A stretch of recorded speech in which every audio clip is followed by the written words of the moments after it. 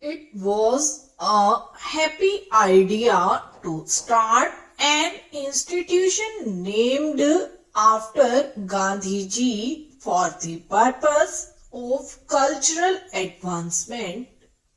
Mahatma Gandhi lived for nearly 80 years.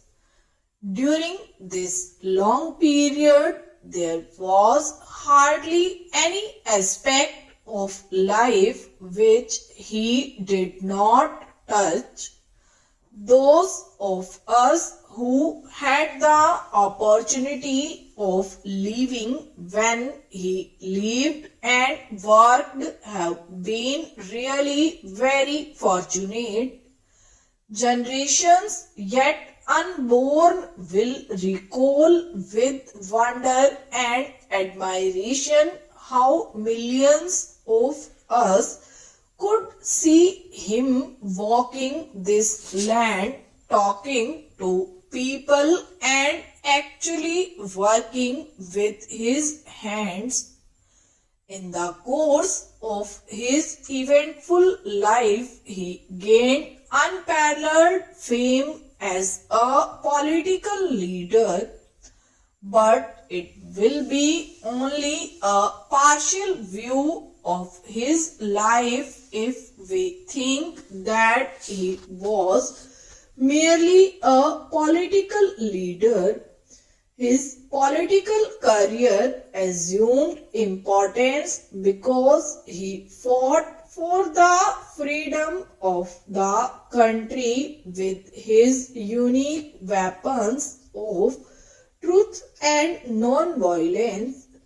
Note that others before him did not think of freedom of the country or work for it. In fact, many devoted their whole life to this mission. The unique contribution of Gandhiji's lay in the fact that he placed in our hands weapons that brought us our freedom. Non-violence and satyagraha, on which he insisted, were not intended only for political purposes. He looked upon them as the fundamental principles of his life and applied them to every question that came up to him for consideration. He did not claim at any time to have evolved a philosophy or a system of philosophy. He was never tired of saying that instead of writing a thesis, he was engaged in the actual application of his principles to concrete problems that came up before him. And if we turn over the pages of his writings, we can see time devoting column after column to a very small and minor items. To him, a small item was not unimportant if it involved a question of principle. He was so cautious about the application of his principles that he evolved a whole series of propositions which applied to the life of man. A small incident like the shooting of a monkey or the killing of a calf would attract his attention as much as the big question of the winning of Swaraj. If he was so very careful about his principles and so very methodical about their application that he should take a comprehensive view of things. It is quite true that every problem cannot be solved through ahimsa. Every has its own action and reaction. In the world of today, we find that countries have been fighting countries and nations have been fighting one another for many long years. Without our generation, we have seen two world wars fought for the purpose of ending war. Can anyone in his senses claim that war has ended, or that all this violence which has been there for ages succeeded in ending violence? Whether in the sphere of religion, economics, or politics, violence has never solved any question. If it had solved problems, there would have been no problem left for us to solve.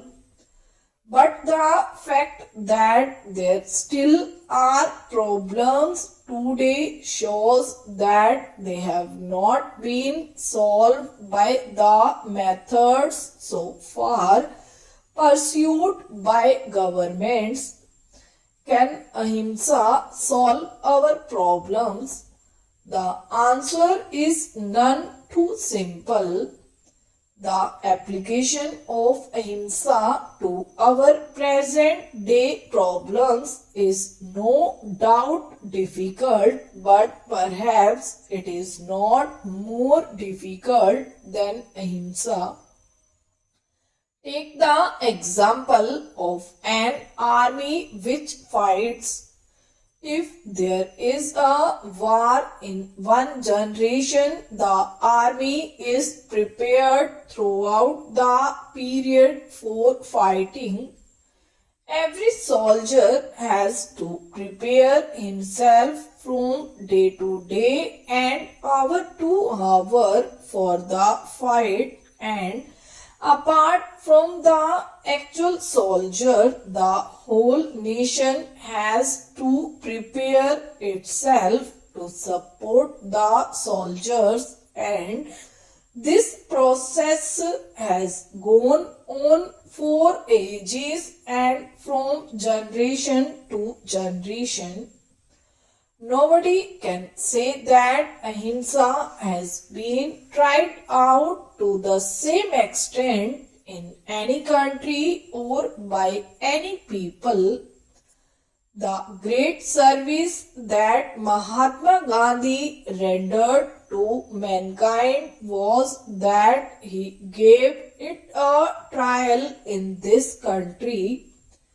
He had to deal with such material as was then available to him. I cannot claim that we were very good material, yet even with this indifferent material, he was able to achieve his objective. It should not require much effort to imagine that if it is tried on a bigger scale, we can achieve other nobler objectives also. It is a fact that the world today is beginning to turn towards Gandhiji. With the atom bomb and the hydrogen bomb, they have practically come to the end of the tether as far as the other method is concerned. Thoughtful and far-seeing people have recognized that They are on the lookout for an alternative, and naturally their thought turns to Mahatma Gandhi's method. But unfortunately, there is so far no complete understanding of that method. It will not be right to think that other people are unable to understand Gandhiji. This is not correct.